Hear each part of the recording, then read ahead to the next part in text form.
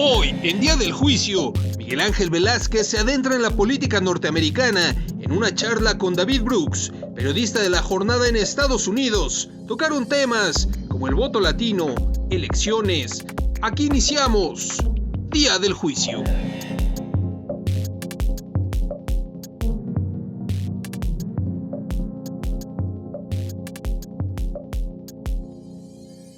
Y bien, primero que nada, gracias a usted que está con nosotros aquí en el Día del Juicio, con su servidor Miguel Ángel Velázquez. Y hoy un tema que nos debe interesar necesariamente. Hoy la idea fundamental precisa de qué pasa en el norte y qué nos sucede en el sur. Hoy plantearnos las elecciones en Estados Unidos, el voto latino, la tendencia de cambio que ha inundado América Latina y que necesariamente tendrá que pegar en los Estados Unidos. Y para analizar todo esto, hoy está con nosotros David Brooks. David es testigo de lo que ha sucedido en Estados Unidos, en Washington, en Nueva York, en los lugares que podríamos decir en el centro nervioso del país más poderoso del mundo. Hoy David Brooks, o con David Brooks, comentaremos, platicaremos sobre este asunto. Y entonces le doy la bienvenida al corresponsal de La Jornada en Estados Unidos. David, ¿cómo estás? Muy buenas noches. Buenas noches, qué gusto estar con ustedes y qué gusto estar en este país. Mi país. ¿Tu país? Mi país. Déjame preguntarte algo así, muy general para empezar, para abrir boca. ¿Qué pasa con las elecciones en Estados Unidos? Estamos a punto. ¿Qué está sucediendo? Mira, las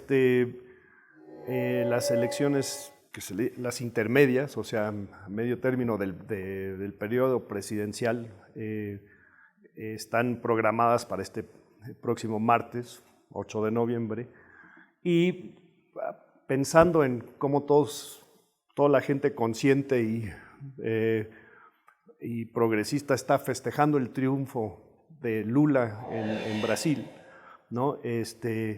Y a la vez reconociendo que no es nada más el triunfo de Lula, sino la derrota de un proyecto neofascista, ¿no? O fascista, no sé qué tenga de neo. Y en Brasil, donde se está cantando Bella Ciao en las calles, ¿no?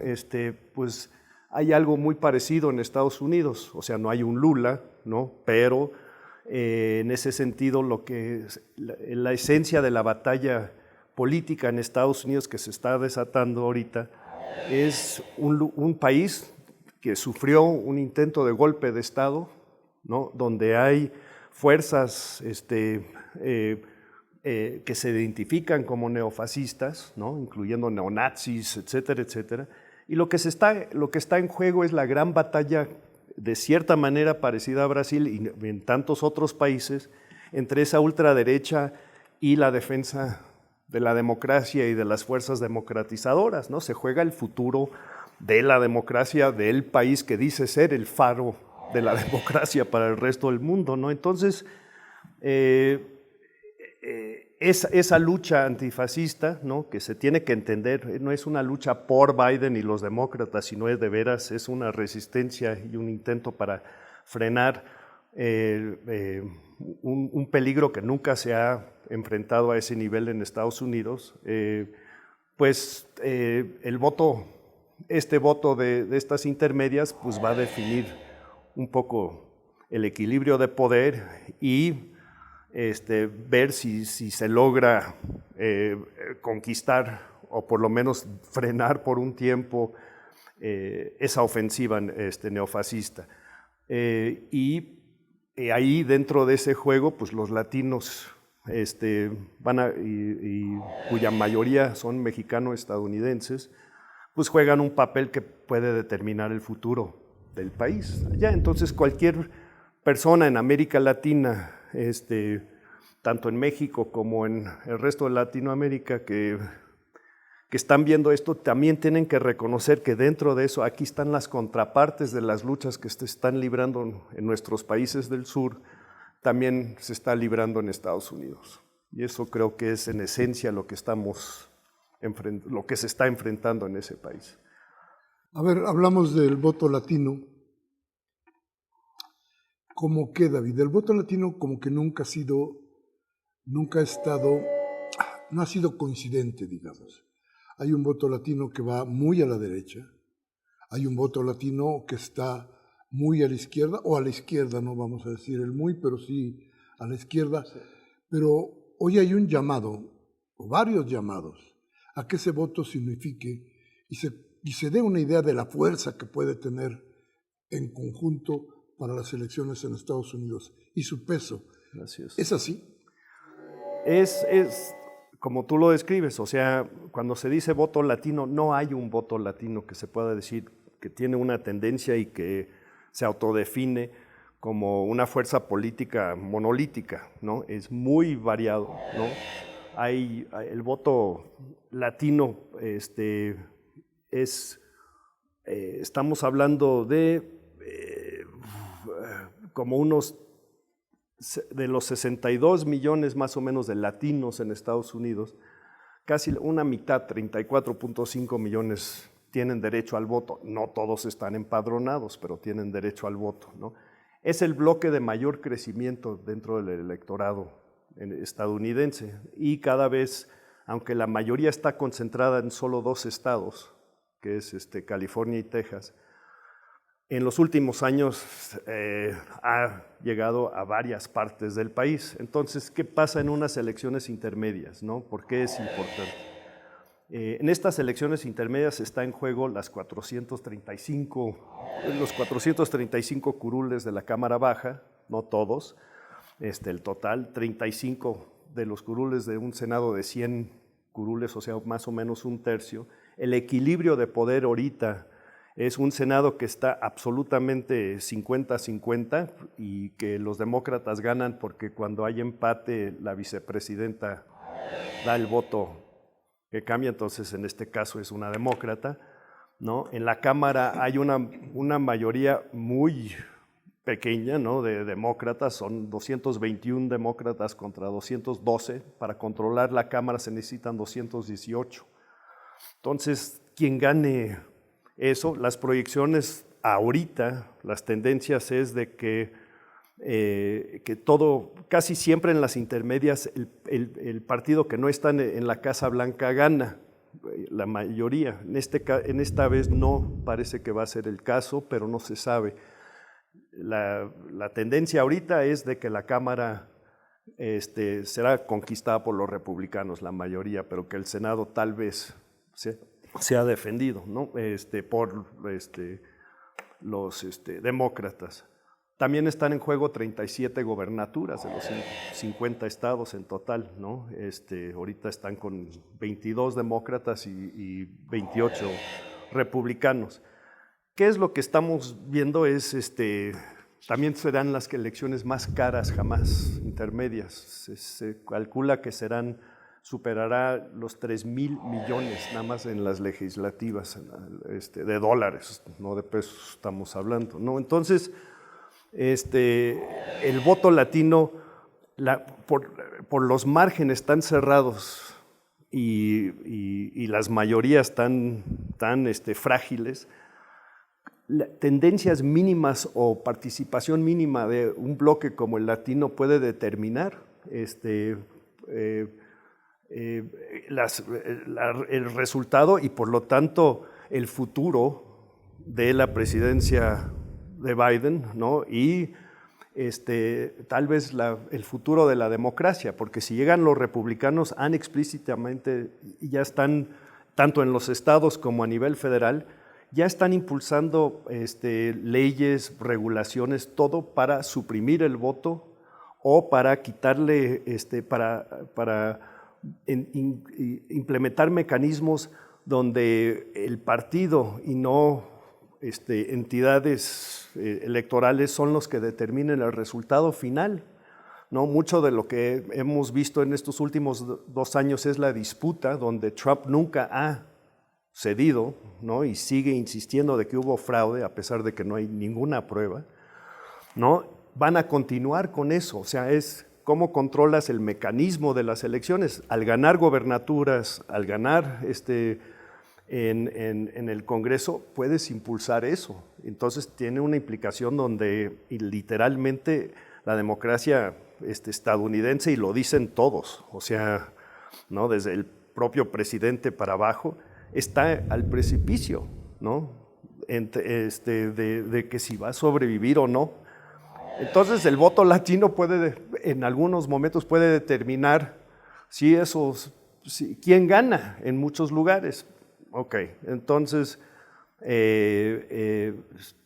durante todo el tiempo que hemos reportado sobre Estados Unidos en la jornada, ¿no? Siempre nos dicen de que hay un gigante dormido y que cuando despierte va a transformar el país, ¿no? Allá es el voto latino, ¿no? Aunque sigue creciendo y es un bloque muy grande, no participa, sigue siendo 10% del electorado, nada más el que vota, ¿no? El empadronado.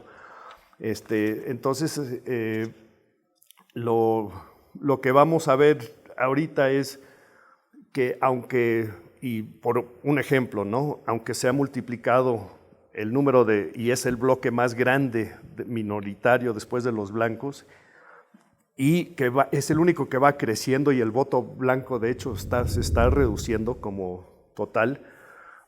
Si vemos cuántos políticos latinos hay en Estados Unidos, son como 7,000, que parece mucho, ¿no? Es un montón, pero resulta que eso incluye 6 senadores federales de origen latino, 39 diputados federales, ¿no?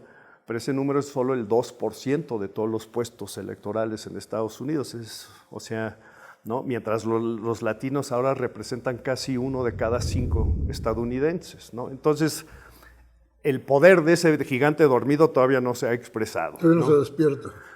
Pero si se despierta, porque no es monolítico, pues también no necesariamente va a beneficiar, como se ha pensado durante todos estos tiempos, a el Partido Demócrata. La gran mayoría de los latinos siempre han estado con el Partido Demócrata, ¿no? Sobre todo en tiempos recientes, cuando el Partido Republicano decidió que su bandera principal sería la antimigrante y que Trump arrancó su campaña electoral, como todos sabemos, y la continúa hoy día contra, sobre todo, los mexicanos y contra los inmigrantes, ¿no? Entonces, y la cosa que sorprende es que a pesar de eso, Donald Trump consiguió casi el 40% del voto latino esta última ronda, donde perdió, ¿no? Y eso es, ¿cómo es eso? O sea, después de una cosa anti-inmigrante tremenda, casi sin precedente en Estados Unidos, y lo de los demócratas se redujo, ¿no? Entonces, en estas intermedias, por supuesto, la ventaja demócrata ahí está con los latinos, ¿no? Pero hay un deterioro que están preocupando, ¿no? Entonces, la última encuesta que vi es un 64% de los latinos están con el Partido Demócrata ahora y un 33% con los republicanos, ¿no? Entonces, no podemos decir, es monolítico. Más aún, no es monolítico entre los de origen mexicano, ¿no? Tampoco, ¿no? Y entonces, porque sabemos que hay cubanos y venezolanos que siempre han estado con el Partido Republicano, ¿no? Y entonces, pues eso se supone, pero los que son, de repente también surge, y no es nuevo, pero se está expresando cada vez más, los de origen mexicano-americano ya no son automáticos, ¿no? Para el Partido Demócrata. A ver, estamos hablando de que entonces hay un gran bloque de votantes latinos que votan más o menos sin conciencia ni de su fuerza ni de su rumbo. No me contestes, déjame ir a un corte y regresamos de inmediato. Gracias por estar con nosotros aquí en el Día del Juicio con David Brooks, el corresponsal de la jornada en los Estados Unidos. Vamos al corte y regresamos. Gracias.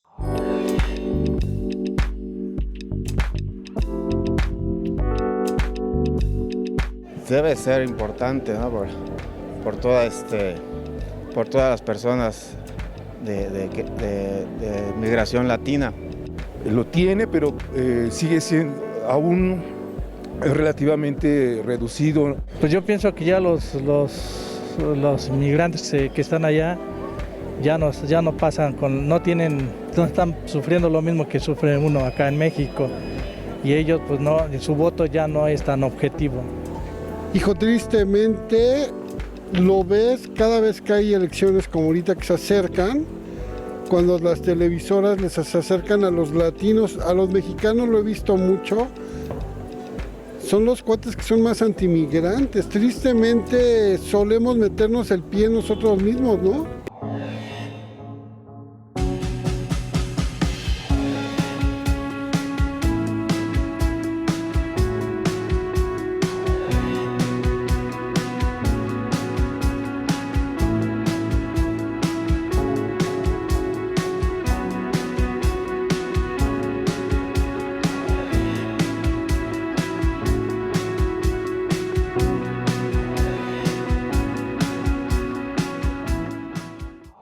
Gracias entonces por seguir con nosotros, por estar aquí, por acompañarnos en este día del juicio, como todos los jueves aquí en el canal del Congreso TV.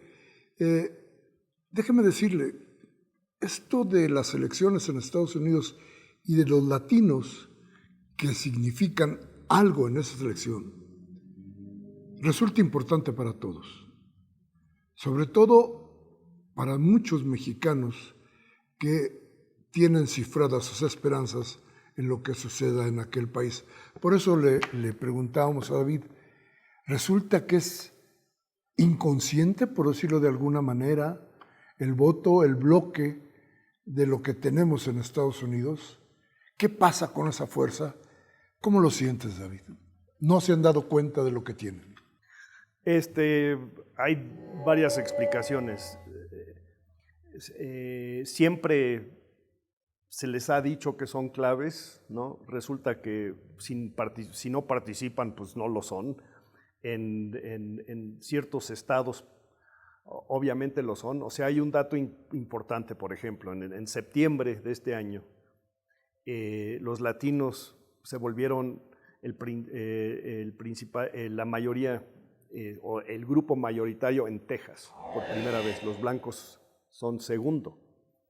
O sea, son transformaciones en uno de esos estados republicanos, blancos, etcétera. La mayoría, o sea, el grupo mayoritario son ahora los latinos. Por todo el país ese fenómeno tiene, o sea, hay el cambio, el giro demográfico en Estados Unidos con la participación de los latinos cada vez más en la población, pero en la economía, en todos los ámbitos, y el hecho de que el voto blanco se está reduciendo mientras cada año entran 1 millón más de votantes latinos, o sea que tienen derecho al voto. Si se empadronan no es otra cosa, pero la juventud latina es enorme, ¿no? Y entonces la razón, eso explica mucho la razón por las campañas antimigrantes. O sea, es un juego político donde los republicanos y la derecha lo reconocen mucho más que las fuerzas liberales y progresistas, incluso no solo dentro de Estados Unidos, sino en América Latina, de que parte de esto es que sectores conservadores saben que su país se les va, y literalmente se les va. O sea, Estados Unidos no es el Estados Unidos de sus abuelos, ¿no? Ya no se ve así, visualmente ya no es, ¿no? Entonces, la reacción, la fuerza reaccionaria contra todo eso, y tienen toda la razón. O sea, y esto lo han visto desde los 90s, ¿no? Cuando Samuel Huntington publicó su famoso libro, ¿no? de que los latinos no se integraban a Estados Unidos, es cierto que se les va el país, se está transformando. ¿Cómo se transforma ese país es otra cosa, ¿no? Pero que eso, saben que para mantener el poder a nivel estatal, como en un lugar como Texas, ¿no? De aquí en adelante, pues tienen que o hacer alianzas con fuerzas latinas conservadoras, ¿no? Que fue la movida de Bush y toda esa gente, o tienen que suprimir o marginar ese voto, o hacer todo lo posible para que no se cuente ese voto, ¿no? Entonces, esa es la parte de la dinámica política. Pero si despierta ese gigante dormido, también tenemos que enfrentar unas cosas un poco preocupantes, ¿no? Veamos un ejemplo, ¿no? En una encuesta reciente de Axios Ipsos, más del 41% de los mexicanos estadounidenses opinan que es más importante asegurar las fronteras que ayudar a migrantes a escapar de la pobreza y la violencia en sus países de origen, ¿no? Qué dato, qué dato. ¿No? También tenemos sorpresas. Hubo una elección especial, ¿no? Donde había un curul desocupado. Entonces había una contienda especial fuera del ciclo electoral en el valle del Río Bravo, como le dicen de ese lado, de Río Grande, no, perdón, ya ni sé cómo le llaman a ese río, donde en la frontera, en la mera frontera, en un pueblo con más del 90% era mexicano-estadounidense, ¿no? Gana un curul federal para diputada federal, gana una mujer que se llama Mayra Flores, inmigrante mexicana, ¿no? O sea, que llegó como inmigrante, ¿no? Feroz partidaria de Donald Trump, casada con un agente de la patrulla fronteriza, ¿no? Y esa es la que votaron, ahí en la frontera, en Texas, junto a México. Entonces ese es el gigante dormido también, o sea que, ¿no? Y no es sola, no es un fenómeno solo. De hecho, en la franja fronteriza hay cada vez más, los republicanos están encontrando oportunidades donde creció el voto a favor de ellos en varios de los pueblos fronterizos de Texas, ¿no? ¿Por qué? Es muy compleja la cosa, ¿no? Pero la idea es de que para muchos de los que nacieron en Estados Unidos, muchos de aquellos que les dicen que ellos no migraron, sino la frontera los cruzó a ellos, porque pues, generaciones en territorios que antes eran mexicanos y pues, siguen ahí, ¿no? Como el del embajador estadounidense, ¿no? En México. Entonces, esa gente tiene una visión donde los nuevos que llegan, ¿no? Pues tienen la misma visión que algunos de los blancos, te roban chambas, te reducen salarios, son amenaza porque van a hacer una carga, toda la cosa, y toda esta gente ha luchado para le ha costado mucho ser estadounidense, ¿no? Y de repente llegan estos y dicen, pues todos ustedes son lo mismo, todos son mexicanos o latinos, ¿no? Entonces, no, nosotros somos estadounidenses, que cierren la frontera, dicen algunos, ¿no? Entonces no se puede suponer, ¿no? Aquí tengo el dato en algún lugar, a ver, espérame, que es también otra cosa importante. Hay un grupo en el electorado de migrantes, o sea, gente que nació fuera, ¿no? Y esos ahorita, bueno, son como 3 y pico millones, si me acuerdo bien, ¿no? Es el que llegaron como migrantes. Esos se pueden comportar de otra manera, porque acaban de llegar, lucharon, obtuvieron su residencia y después la ciudadanía, ¿no? Esos son tal vez algo muy diferente a estos que han estado durante años ahí.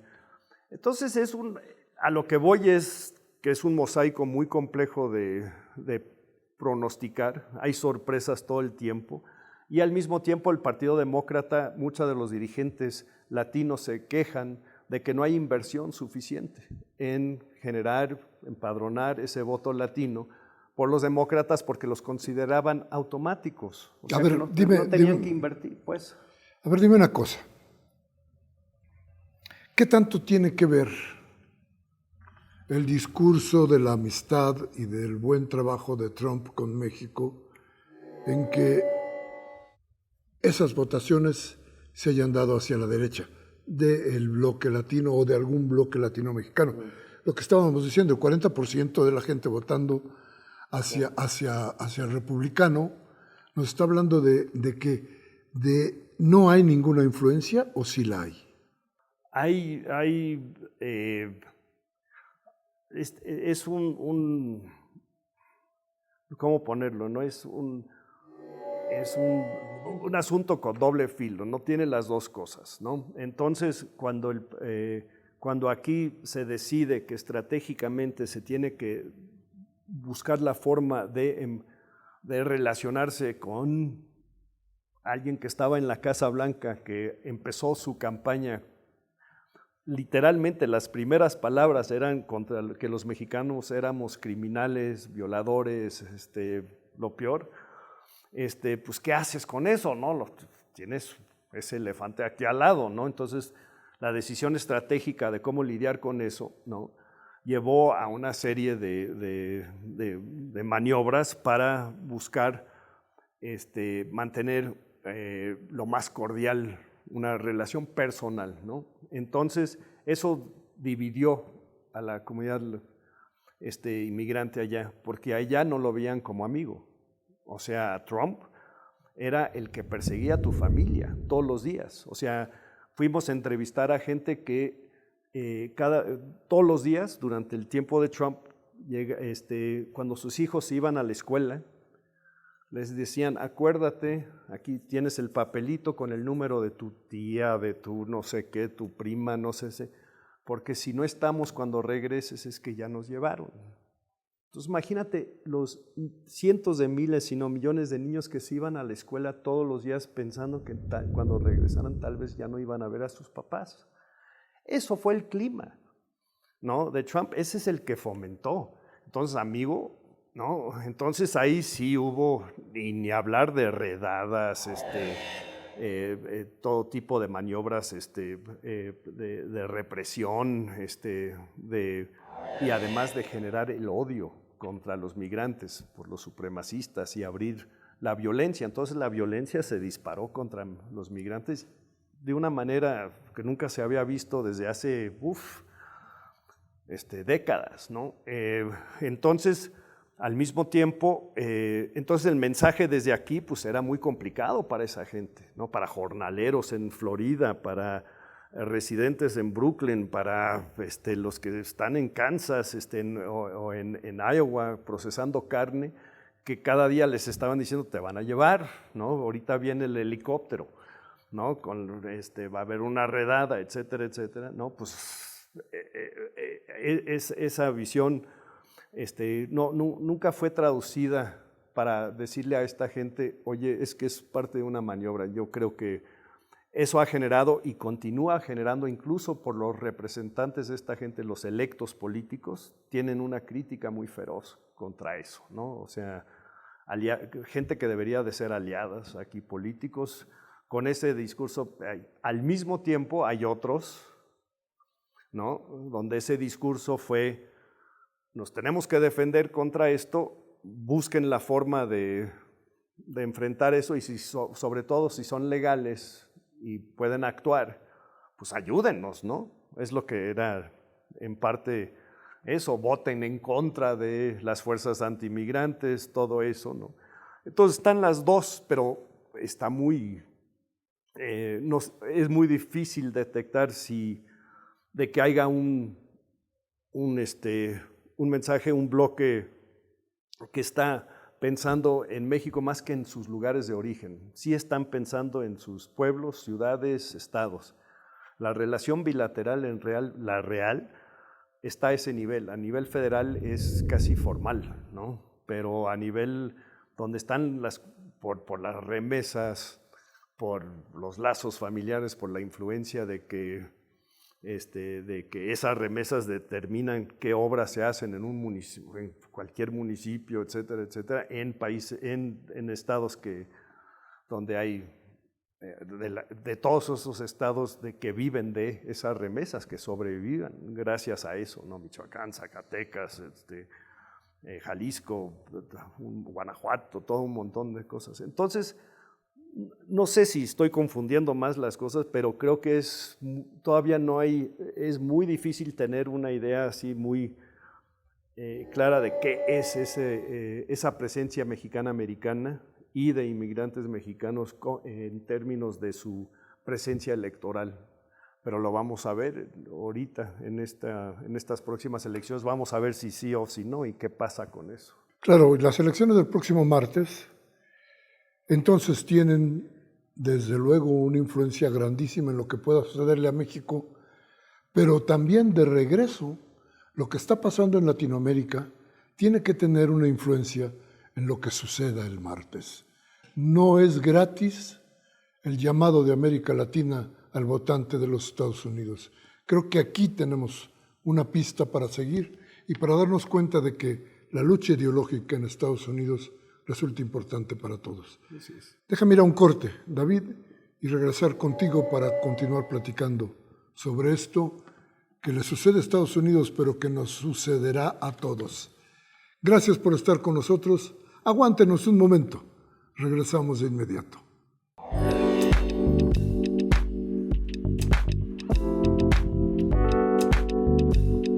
Joe Biden quiso ser muy flexible, el Congreso lo apretó porque yo creo que por él tendría más gente adentro, pero el Congreso de allá sí es oposición, no como el de aquí. La verdad no le veo diferencia con los demás. No se ha visto como Trump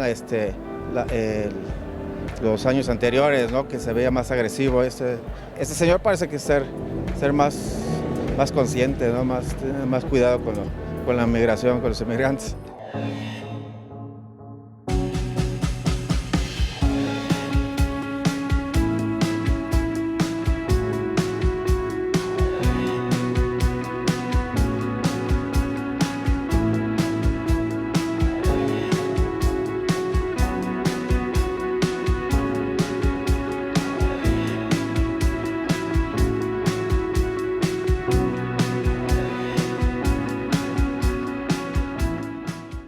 Bien, muchas gracias.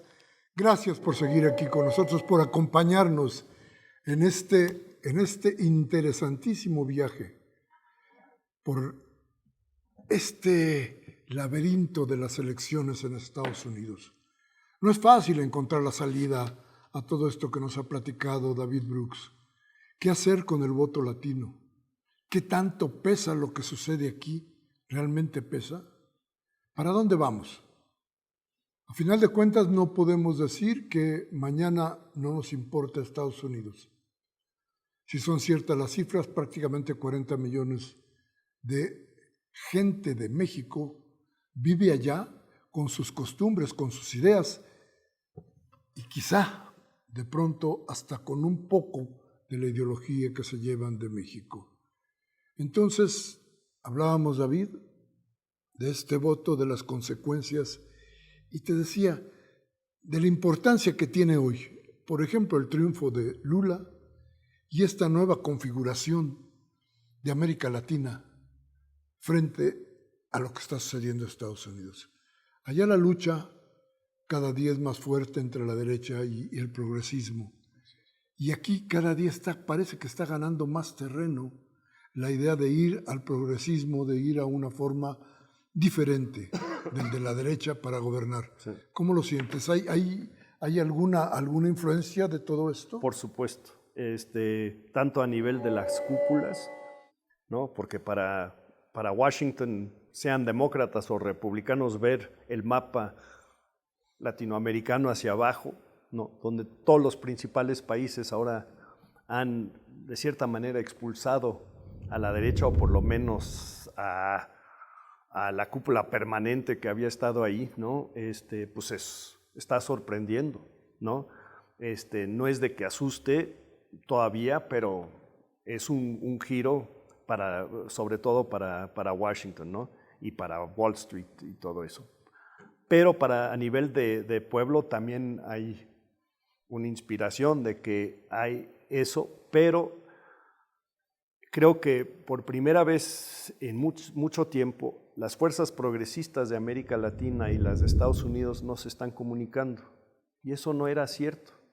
De hecho, en las mañaneras, el presidente está enfrente de una imagen todo el tiempo que tiene atrás, que se llama Ricardo Flores Magón.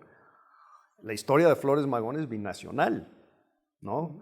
De alianzas con las fuerzas progresistas de Estados Unidos y las de México, ¿no? Ese es casi el punto central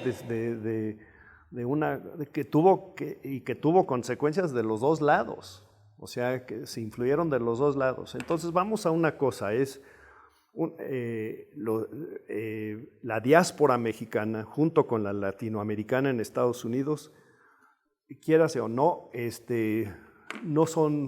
no se pueden reducir a solo víctimas que necesitan apoyo de sus gobiernos o de caridades, o etcétera, ¿no? Por supuesto están sujetos y padecen y sufren todos los días lo peor del racismo y la explotación económica, etcétera. Pero son también a la vez protagonistas, y protagonistas en nada menos que transformar al país más poderoso del mundo desde adentro. Eso es lo que están, ¿no? No todo el país necesariamente, pero buena parte del país. Entonces eso se ve en Alaska, en Carolina del Norte, no solo en Texas y California, o Nevada y Arizona, de lo que sabemos, es Georgia. La razón por la cual Biden llega a la presidencia, en parte, es la alianza afroestadounidense latina mexicana en Georgia, que le entrega el voto de Georgia a Biden, no la mayoría,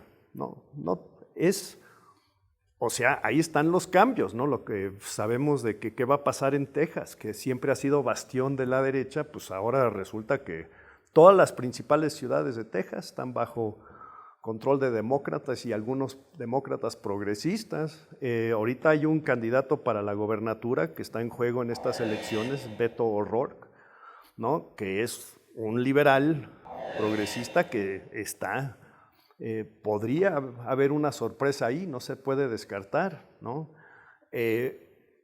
Pero además del nivel electoral, los inmigrantes son los que casi siempre, mexicanos, centroamericanos, sudamericanos, muchos de ellos son los que encabezan las luchas para democratizar al país de Estados Unidos, a través de luchas por educación, vivienda, trabajo digno, sindicatos, todo eso, esas luchas están casi siempre encabezadas por ellos. Ahora eso pasa en el profundo sur de Estados Unidos, ¿no? Y la relación, hay un centro en las montañas de Carolina del Norte, un centro guatemalteco, que es donde se hablan 5 idiomas, ¿no? 3 idiomas maya, inglés y español, que están en permanente contacto con sus pueblos de origen. Igual los zacatecanos, etcétera, etcétera. No estoy diciendo que todas estas fuerzas son progresistas, pero sí son democratizadoras. Promueven la participación económica, cultural. O sea, hay escuelas de son jarocho por todo Estados Unidos, de migrantes, como dices, que se llevan para educar a sus hijos de la cultura, ¿no? Los que nacen allá, ¿no? Hay un fenómeno, ¿no? Increíble, ¿no? de transformación, de que una votante trumpista blanca en un supermercado de Indianápolis está gritándole al gerente de por qué no hay salsa, ¿no? Ni saben la transformación que hay, pero la salsa y el guacamole ya conquistaron, ¿no? Son más, creo que la salsa ya es más que el ketchup, ¿no? En ventas. Entonces, hay una transformación a todos los niveles, ¿no? Que tenemos que entender, ¿no? de esa transformación, y de entender que los migrantes no pueden ser reducidos a solo víctimas, sino va uno en los campos de jitomate de Immokalee, gracias a la coalición de trabajadores de Immokalee. Es uno de los pocos lugares donde se ha erradicado la violencia contra las mujeres en el trabajo, a tal nivel que la organización de mujeres de Hollywood que estaba batallando por el Me Too, que estalló ahí, los convocó a los jornaleros, a esta organización de jornaleros mexicanos, guatemaltecos y haitianos, a que fueran a aconsejarles de cómo lo hicieron para frenar esto. Digo, como eso hay un montón de historias. Entonces, en las elecciones es una expresión de esto, pero la expresión es cotidiana y se tiene que conocer, y además son los encuentros de América Latina donde se encuentran allá en sus destinos. Entonces, en el condado de Queens, en Nueva York, pues te puedes pasar de un lado, en Jackson Heights te puedes pasar de un lado donde están los colombianos con fútbol de Colombia y debate político sobre Colombia, y cruzas la calle, estás en Argentina o estás en Montevideo o estás en México, y si pasas un poco más para allá, estás en Bangladesh, o sea, que también se conocen, se va conociendo el mundo, y los latinoamericanos se están conociendo. Entonces los brasileños de repente se conocen con los mexicanos, se conocen los colombianos, etcétera. A veces no están de acuerdo, algunos tienen poder, otros no, y las cúpulas saben cómo manipular. Te doy un poco de dinero a ti, te doy chance, como siempre, ¿no? Pero esa expresión latinoamericana y mexicana, encabezada por mexicanos sobre todo, está transformando al país más poderoso del mundo. A ver, Trump asoma desde luego a estas elecciones y con él el fascismo. Sí. ¿Qué posibilidad hay de que el voto latino frene esto? ¿Cómo lo sientes? ¿Qué tanto puede ser el que aliente esa llegada del fascismo? Pues lo hizo en alianza con otros, lo logró, fue fundamental, como te dije, en Georgia, que tuvo una implicación nacional, ¿no? Y ganaron el Senado por lo que sucedió en Georgia, ¿no? Pero no han cambiado las cosas. Claro, entonces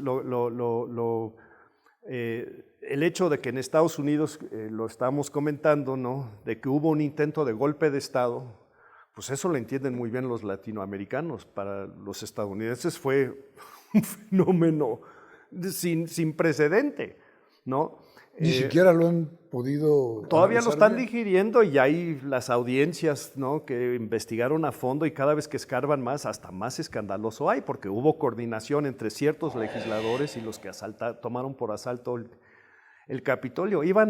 Estaban buscando a colgar el vicepresidente de Trump explícitamente, ¿no? Los integrantes del servicio secreto que estaban acompañando a Mike Pence, cuando estaba escondido ahí dentro del complejo del Capitolio, estaban hablando a sus familias para despedirse. O sea, estaba así de grave. Era espectáculo, pero también era grave. ¿Qué acaba de suceder hace unos días, no? Entró un cuate con un martillo para matar, a darle de martillazos a Nancy Pelosi, nadie menos que la presidenta de la Cámara Baja y la segunda en línea para la presidencia en Estados Unidos. O sea, si algo le pasa al presidente, sigue el vicepresidente, y después de eso sigue quien preside la Cámara. La violencia contra legisladores en Estados Unidos se ha disparado, ¿no? Son más de 10,000 casos que se tiene registrado en el año pasado, ¿no? De amenazas, ¿no? De expresas no llevadas a cabo. Acaba de haber un juicio en Michigan, donde condenaron a 3 cuates por un complot para secuestrar a la gobernadora de Michigan, ¿no? Son cosas donde decimos que nadie hubiera pronosticado hace 6 años en Estados Unidos. Entonces, ¿qué es la defensa de la democracia? ¿Qué es la defensa contra esta violencia política clásica de cualquier movimiento neofascista, como lo vemos en Brasil, como lo vemos en todos nuestros países? Se está expresando de ese lado. Entonces, de cierta manera, lo que más necesita Estados Unidos, diría yo, es la solidaridad, o sea, el pueblo que está defendiendo lo poco que queda de su democracia, o lo que queda de su democracia, y que está defendiendo los principios de la democracia en Estados Unidos, y que está defendiendo todos los derechos fundamentales y las libertades civiles que definen una democracia, requieren ahora más que nunca de la solidaridad de los pueblos latinoamericanos que han de alguna manera triunfado Claro. contra esta amenaza que ahora se enfrenta dentro de Estados Unidos. A ver, una última pregunta antes de irnos. David, ¿cuál es tu pronóstico? De estas Y a la próximas luz de todo elecciones. lo que hemos platicado en el próximo martes. Mira, hace unas semanas, meses, te podría decir que los republicanos iban a conquistar ambas cámaras y que con eso iban a descarrilar los últimos 2 años de Biden. Pero como suele hacer la derecha, buscó hacer varias cosas que tuvieron efectos contrarios. El más importante es la anulación del derecho al aborto que había sido garantizado por la Constitución durante los últimos 50 años, ¿no? Y que la Suprema Corte, cuya mayoría fue instalada por Trump, revirtió eso. Eso ha generado, de repente, cambió la lógica de la elección, la dinámica, porque de repente cientos de miles, si no millones de mujeres se están movilizando ahora sobre ese tema, ¿no? ¿Será suficiente para frenar a los republicanos? Parece que algunos dicen que sí, o sea, gente como Michael Moore que sigue estas cosas y tiene un sentido, pronosticó lo de Trump la última vez, etcétera, etcétera, está más optimista ahora que hace tiempo. Entonces, hay posibilidad de que se logre, que los demócratas logren mantener ambas cámaras. Si nos vamos a las encuestas y los grandes analistas que desde que Trump fue electo fracasaron en pronosticar cualquier cosa, porque todos dijeron que iba a ser derrotado, porque nadie bajó a la cantina de la esquina, ningún reportero bajó para decir qué pensaba la gente, porque ya como eran modelos y computadoras y todo eso, ya todos sabían qué iba a pasar. En esta ocasión sí han bajado a ver cómo está. Y está complicado, pero las encuestas siguen diciendo que es probable que los republicanos sí conquisten la Cámara Baja, ¿no? Y que los demócratas mantengan el Senado. Eso, ¿qué va a hacer, no? Van a ver, los republicanos dicen que van a promover un caso de investigaciones contra el hijo de Biden, la venganza, ¿no? O sea, por las investigaciones sobre el golpe de Estado, sobre todo esto, pues lo van a revertir y eso lo pueden hacer en la Cámara, ¿no?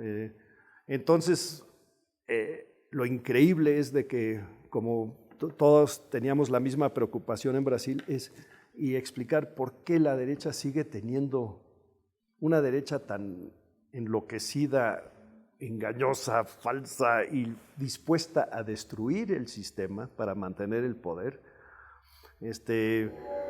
¿Cómo sigue teniendo tanto apoyo, ¿no? Y esa es una conversación para otro programa, pero alguien tiene que decirnos, aunque Biden ganó por poquito o Lula, ¿por qué millones siguen votando por estas fuerzas neofascistas que siguen poniendo en peligro nuestro futuro?